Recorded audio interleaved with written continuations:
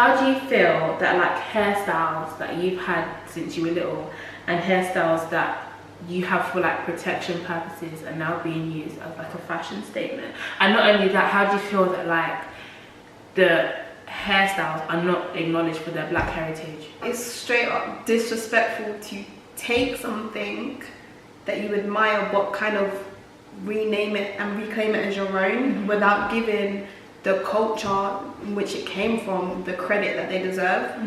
It's called ratchet, it's called ghetto, but then you've got like gay white males who do that same exact thing, and it's like, oh my god, he's so funny, he's a character, he's giving me like, yes sis. A lot of black girls do go through a lot of phases with their hair where they dislike their hair, etc, etc, etc. To be basically told that their hair is wrong on them but look good on other people is very, like, it can really affect somebody's self-confidence. And it's even at the point now where a white girl was like to me, oh, like, your hair's nice, it's like, it's kind of like, and she didn't know what to say, and I finished her sentence, I was like, it's not like other black girls. Hi guys, and welcome back to my channel. It's Janelle Ash, or Jan Supreme, whatever you want to call me. And welcome to episode 2 of Over the Table. As you guys can see, I've got a little natural look going on here. It's because we're going to be talking about the politics of black hair, so I'm going to go ahead and introduce my guest and then we can get started.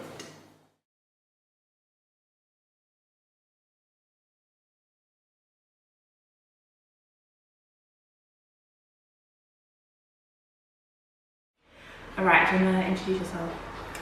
Hi, my name is Patrice and I'm studying sociology. Right, so obviously everyone can see that we're both natural, but tell me about your natural hair story. So like, have you always been natural? Have you ever wanted to relax your hair? Have you gone through different phases? Like, we want to know the tea. I've always been natural. My mum always told me I was never allowed to relax my hair. So, I've been through different phases. I went through one phase where I just wanted to straighten my hair all the time because I just wanted to have like long hair. I don't really know my journey. What is my journey? Do you feel like you don't have a journey because you've always been natural?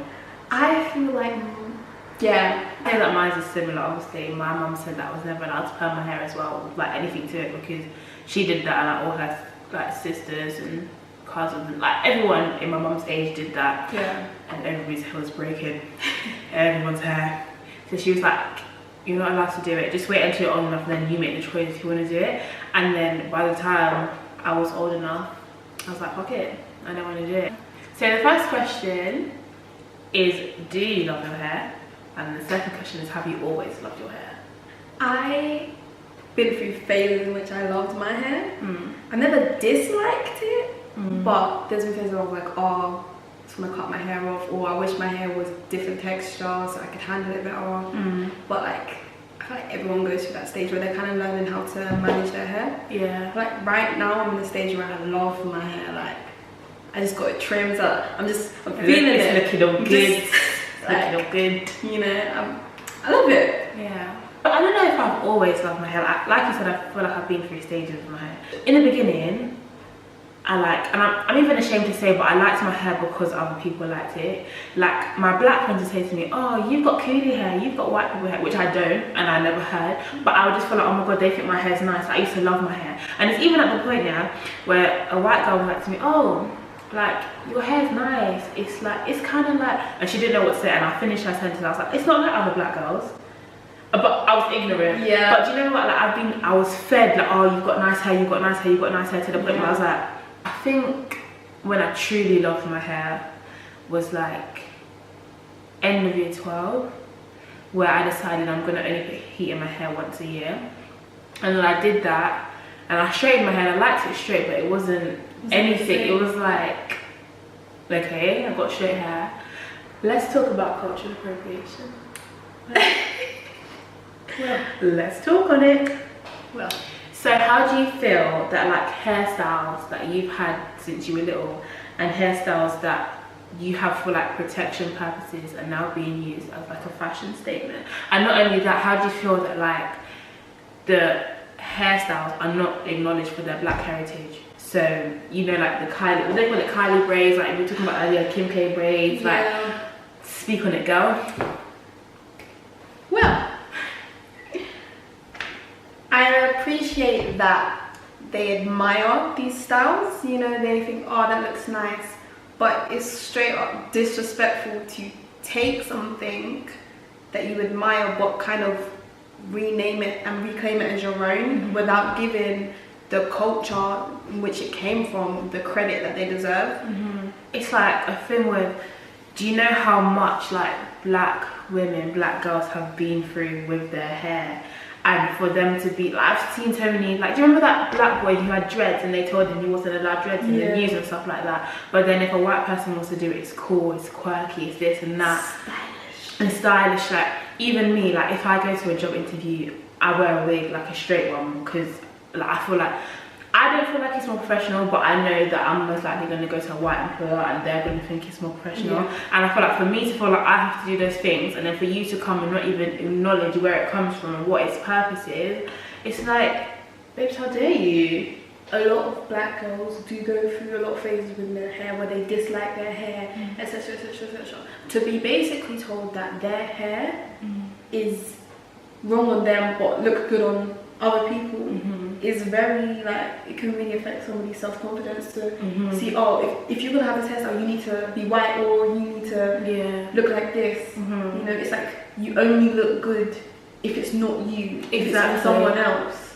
I feel like they love everything about black people except for the fact that we're black, or like everything we do is acceptable when it's done by someone else. Like, we can take it out of the context of hair. Say for example, how like a stereotypical American black woman talks. You know that the kind of whole, it's not even how most of them talk, but you know that whole, it's the ratchet ghetto. Like, we're seeing, it's called ratchet, it's called ghetto, but then you've got like gay white males who do that same exact thing, and it's like, oh my god, he's so funny, he's a character, he's giving me like, yes sis, you're just so ghetto, you're just so ratchet. But then if a white person does it, whoa, it's funny, you're so woke, entertaining, you're such a hippie, like you've just got something, you're so cool, but don't be black though.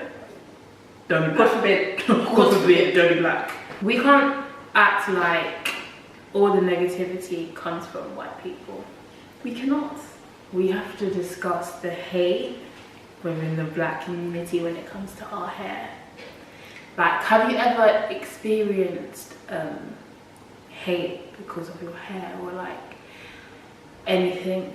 I feel like maybe it wasn't a direct hate, but it was ignorance. Like, sometimes when I would straighten my hair, I would get certain comments like, oh, is that your hair? Like, even for black girls, white girls, regardless, they'll be like, oh, is that your hair? Or how did you do it? Or like, is that a wig? Like, I would get questions. I'll be like, there are black girls that can have long hair. You know, like, most black girls have long hair. It's just a matter of they choose to keep it short or they like it short. But some people's hair does just stop growing at a certain length. I don't really think I have, but I can only say that because I feel like in terms of hair, I guess some people would consider me like privileged, and like nobody would really say anything negative because I've got stereotypical nice hair. Like, my hair's curly and I guess it is kinky, but it's not like thick. Like, it's thick, it's dense, but like, you know, thick, like coarse. My hair's not coarse, you know what I mean? Like, when I wash my hair, you can see my curl pattern. Like, I don't have, is it 4C? I don't have 4C hair. Some part of the middle, but touch there's a like bit, mixture. But like, I would say like I'm more early 4s, maybe touching like 3 in the back. But like, I've never had what someone, and it's not true, would consider like ugly hair or like matty hair. What do they call it? Nappy hair. I haven't had that in ages. But like, I've never had hair like that was never socially accepted in the black community, so I don't think I've ever like experienced any hate. One thing I have to do is I have to own my truth, and I have to admit that like I've done and said things that are wrong. So like, when, obviously, like I said before about the white girl, and she's like, your hair's different. I'm like, yeah, it's not like I'm a black girl's ignorance, but at the same time I should know better because my mum's hair is completely different to mine. Like, she's got coarse hair, so for me to say that is like, that's kind of like embarrassing to my mum, do you know what I mean? Like, I used to say my mum doesn't have good hair when it's not the case, she's just got thicker hair. But another example is like when I got to secondary school, I started gelling my hair. And you know me, I love a good edge. I love a good edge, I love a good slick one, I love a good all of that stuff. So it got to the point where, because I was slicking my hair, and because I could slick my hair and my hair would stay down, well, it depends how rough the day was, but more or less it would stay down. I would sometimes look at other black girls with like thicker, coarser hair. Some girls who didn't gel their hair, or their hair just wouldn't stay down, and I'd be like, well, your hair looks untidy. When like it's conditioned to feel like flat hair, like it's the same as having straight hair. Like we're conditioned to attach like good hair to white hair, and how white hair can be slit down, that's how it's supposed to be. Like, my hair's not supposed to be gelled down. My hair doesn't come with gel in it, do you know what I mean? Like white people, their hair is naturally straight so they can have straight hair. My hair's not like that. But for me to gel it down so much and to be so used to it to the point where I thought that girls who didn't have hair that could slit down meant their hair wasn't neat, I was a problem, to myself in the black community at one point, you know what I mean? But obviously, I've outgrown that, I've unlearned it, and I've admitted that like I was wrong, did wrong. What about shaming people for length, or should I say lack of length? Like, what's your experience with that? Because I would say that you've got long hair, because I've seen like your hair really straight and stuff, but I don't know, was there ever people who had like much longer hair than you and they would like shame you, or like if you've ever like looked at somebody and thought, your hair doesn't grow, or things that set up ignorance, but like in order to correct ourselves, we have to admit where we went wrong. I mean, I never said it. But sometimes when I was younger, I would see people with like different types of hair that was a bit short, and I think, oh, okay. I would make assumption. I'll be like, oh, you're not looking after your hair. Oh, you've been putting bad stuff in. Like, I would make assumptions, especially because I was told I wasn't allowed to put chemicals in my hair. I would find myself being a little bit like, oh, you got chemicals in your hair. Oh, like stay away from you. Like, I was a little bit like that. But then I came to terms with the fact that like natural hair shouldn't be about length, you know. Health is the key. Like, is your hair healthy? Have you trimmed off your split ends? My goal this year has been definition. I'm like, if the length comes, it gets longer, but I want to define my curls. Like, that's been my goal. But yeah, I just think when I was younger, I just thought, long hair was all that mattered, you know. I was like, I just want to keep it long, but now it's my perspective has changed. There was a thing like primary school, early secondary school, where it would be black boys who had the most to say about black girls and their hair. And it's like, when black boys would say to black girls, which is disgusting by the way, they'd be like, oh, like, your hair doesn't grow.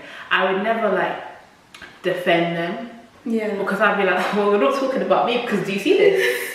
Do you see what's on my head? No one could ever chat. You're not talking to me. And I'll just be like, hey, that's your problem over there. If your hair's not growing and they're saying that, I'm cool, because nobody's chatting shit about my hair. When that creates division in itself, and that's again something that I had to unlearn. It's like, they're talking about something that they don't know. And what I had to learn is, when I started defending them, I had to learn to respond to people who were ignorant, and to learn that you shouldn't bash somebody about something wrong that they said, because when you bash them, they don't understand and they don't try to correct themselves. So for me, it was like learning that, like, okay, that's still your sister, even though she's got kinkier hair than you. You're going through the same experience. To a white person, you look exactly the same. So it's your job to defend them when they can't defend themselves, or when it's not enough. And when you're dealing with someone who's making offensive comments to them, you have to, and it's hard, but you have to learn that, like, this person is coming from a place of ignorance, and my job is to educate them, not to like belittle them.